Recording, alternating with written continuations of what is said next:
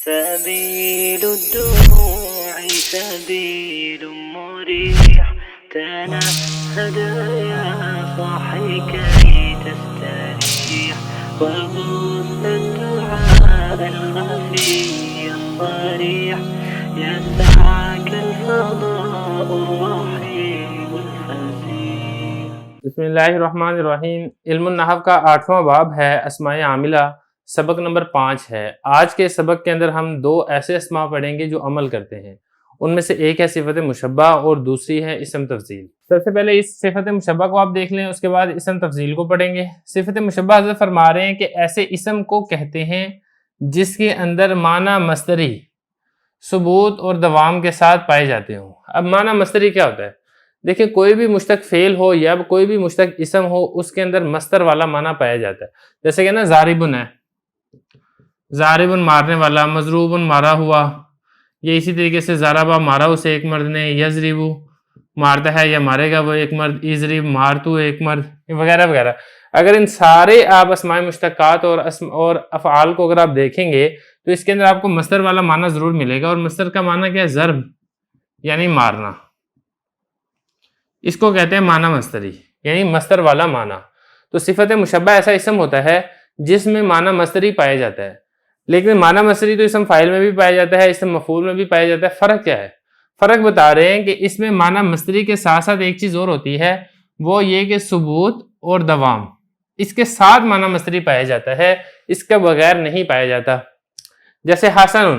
اب یہ دیکھیں، یہ صفت مشبہ ہے، اس کے اندر حسن والا معنی پایا جا رہا ہے.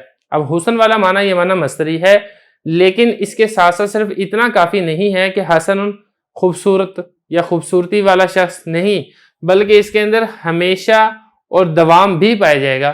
حسن اس کو کہا جائے گا جس کے اندر حسن خوبصورتی ہمیشہ پائی جاتی ہو.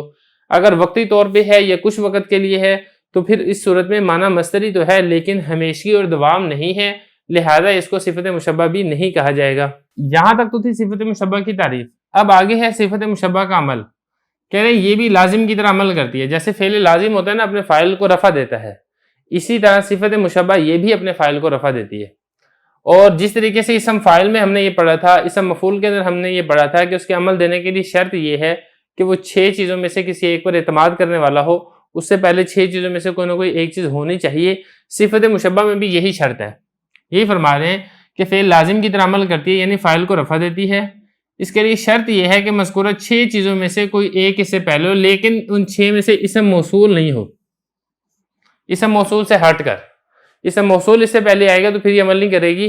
اس کے علاوہ جو باقی 5 ہیں وہ اگر اس سے پہلے ہیں تو پھر صفت مشبہ عمل کرتی ہے.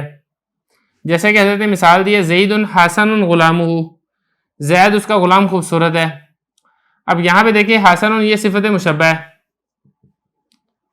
اور غلامہ یہ مضاف مضاف الیہ سے مل کر یہ اس کا فاعل بن رہا ہے.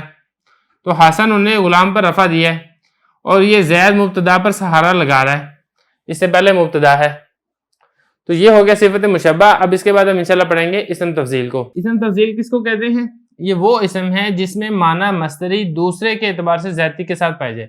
دیکھیں، ایک اعتبار سے دونوں برابر ہیں، اسم تفضیل اور صفت مشبہ، کہ معنی مصدری دونوں کے اندر پایا جاتا ہے، لیکن فرق ہے ایک اعتبار سے کہ صفت مشبہ میں اس معنی مصدری پایا جاتا ہے ہمیشگی اور دوام والے معنی کے ساتھ، اور اسم تفضیل میں معنی مصدری پایا جاتا ہے کہ اس میں دوسرے پر زیادتی یا دوسرے پر فضیلت دی جاتی ہے.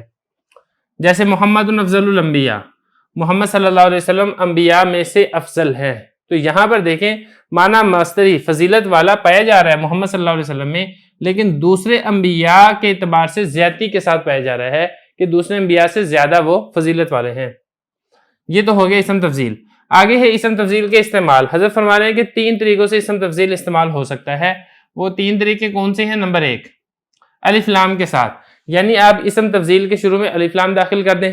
جیسے جاءنی زید الافضل، اب یہ افضل اسم تفضیل ہے، اس کی شروع میں الف لام داخل ہے. یا پھر یہ کہ اسم تفضیل کے بعد آپ میم نون زیر من لے آئیں، ناصر افضل من قوم.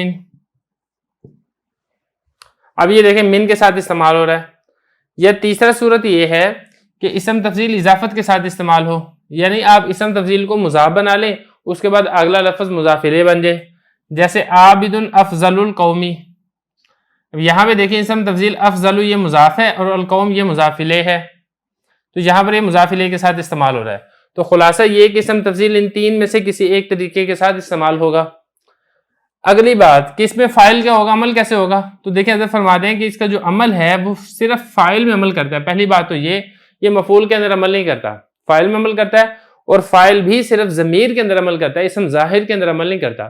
ضمیر مستتر میں عمل کرتا ہے اور اسم ظاہر کے اندر عمل نہیں کرتا. جیسے ساری مثالیں ہیں، افضل میں ہوا ضمیر اس کا فاعل بنے گی، محمد افضل، یہ جو افضل میں ہوا ضمیر یہاں پہ فاعل بنے گی. اسی طریقے سے یہاں پر بھی الافضل میں ہوا ضمیر فاعل بنے گی، یہاں پر بھی ہوا ضمیر فاعل بنے گی، یہاں پر بھی ہوا ضمیر فاعل بنے گی. ایسا نہیں ہے کہ اس کے بعد اسم ظاہر ہو اور وہ اس کا فاعل بن رہا ہو، ایسا نہیں ہے.